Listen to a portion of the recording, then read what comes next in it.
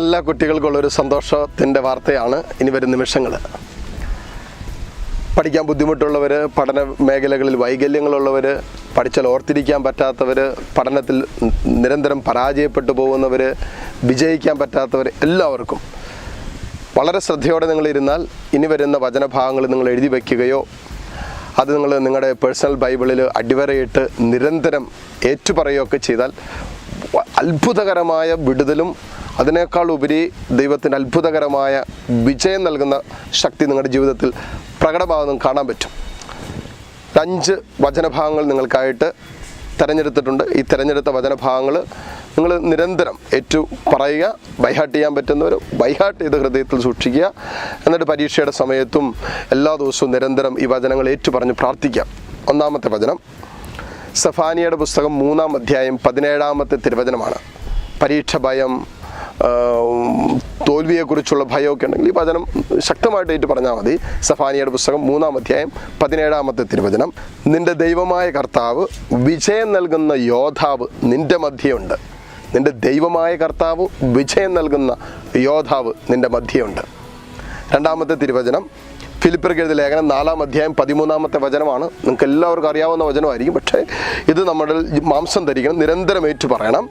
എന്നെ ശക്തനാക്കുന്നവനിലൂടെ എനിക്കെല്ലാം ചെയ്യാൻ സാധിക്കും. എന്നെ ശക്തനാക്കുന്നവരുടെ, ആരാണ്? എൻ്റെ ദൈവത്തിലൂടെ. എന്നെ ശക്തനാക്കുന്നവരിലൂടെ എനിക്കെല്ലാം ചെയ്യാൻ സാധിക്കും. അത് നമ്മൾ പറയണം.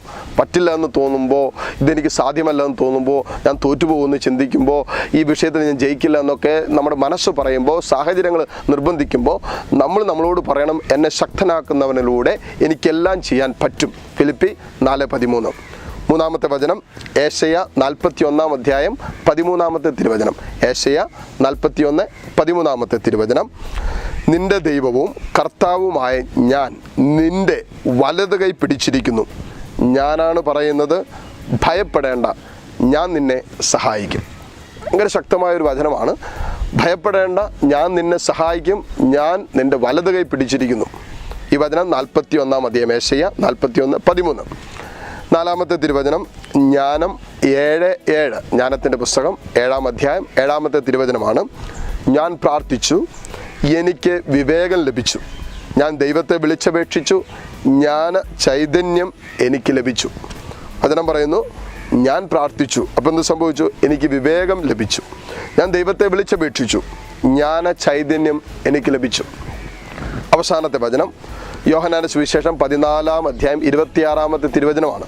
പ്രത്യേകിച്ച് ഈ IELTS പരീക്ഷ, OET, ജർമ്മൻ, അങ്ങനെ സ്പീക്കിങ്ങുമായി ബന്ധപ്പെട്ട ഓറൽ എക്സാമിനൊക്കെ ടെസ്റ്റിനൊക്കെ പോകുമ്പോൾ ഭയങ്കര ഒരു ഭയമുണ്ട്, ടെൻഷനുണ്ട്. ഞാൻ എന്തു പറയും? ഈ വചനം നിങ്ങളുടെ ഹൃദയത്തിലുണ്ടെങ്കിൽ ഒന്നിനെക്കുറിച്ച് ഭാഗവലപ്പെടേണ്ട. യോഹന്നാന്റെ സുവിശേഷം 14-ാം അധ്യായം 26-ാമത്തെ വചനം പറയുന്നു, എൻ്റെ നാമത്തിൽ പിതാവ് അയക്കുന്ന സഹായകനായ പരിശുദ്ധാത്മാവ് എല്ലാ കാര്യങ്ങളും നിങ്ങളെ പഠിപ്പിക്കുകയും ഞാൻ നിങ്ങളോട് പറഞ്ഞിട്ടുള്ളതെല്ലാം നിങ്ങളെ അനുസ്മരിപ്പിക്കുകയും ചെയ്യും.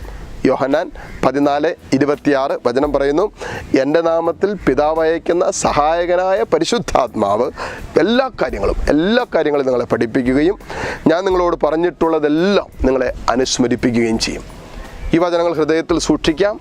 നിരന്തരം ഏറ്റുപറഞ്ഞ് പ്രാർത്ഥിക്കാം. പരീക്ഷയുടെ ദിവസങ്ങളിൽ മാത്രമല്ല, എല്ലാ ദിവസവും പഠിക്കാനിരിക്കുമ്പോഴും പഠന ദിവസങ്ങളിലൊക്കെ നിരന്തരം നിങ്ങൾ ഏറ്റുപറഞ്ഞ് ഈ വചനം പ്രാർത്ഥിക്കുക.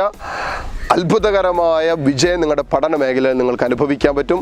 ഇപ്പോൾ ഏതെങ്കിലും പഠന മേഖലയിൽ നിങ്ങൾ അസ്വസ്ഥതകളുള്ള മക്കളാണോ, ഈ നിമിഷം തന്നെ നിങ്ങൾ ഈ വചനങ്ങൾ എഴുതിയിട്ട് വായിച്ച് ഏറ്റുപറഞ്ഞ് പ്രാർത്ഥിച്ച് വചനത്തിൻ്റെ അനുഗ്രഹങ്ങൾ സ്വന്തമാക്കുക. നിശ്ചയമായും നിങ്ങളുടെ പഠന മേഖലകൾ മുഴുവൻ അനുഗ്രഹിക്കപ്പെടും. കർത്താവേ, കാരുണ്യവാനായ ദൈവമേ, പഠന മേഖല അസ്വസ്ഥതയുള്ള എല്ലാ മക്കളെയും, പഠനത്തിൽ പരാജയപ്പെടുന്നവർ, പഠന മേഖലകൾ അസ്വസ്ഥതകളുള്ളവർ, മുന്നോട്ട് പോകാൻ പറ്റാത്തത്, അടഞ്ഞുപോയ മക്കൾ എല്ലാം ഇപ്പോൾ തന്നെ യേശുവിൻ്റെ നാമത്തിൽ അനുഗ്രഹിക്കുന്നു. നിങ്ങളുടെ ജീവിതത്തിൽ അത്ഭുതകരമായ വിജയം കർത്താവ് നൽകട്ടെ.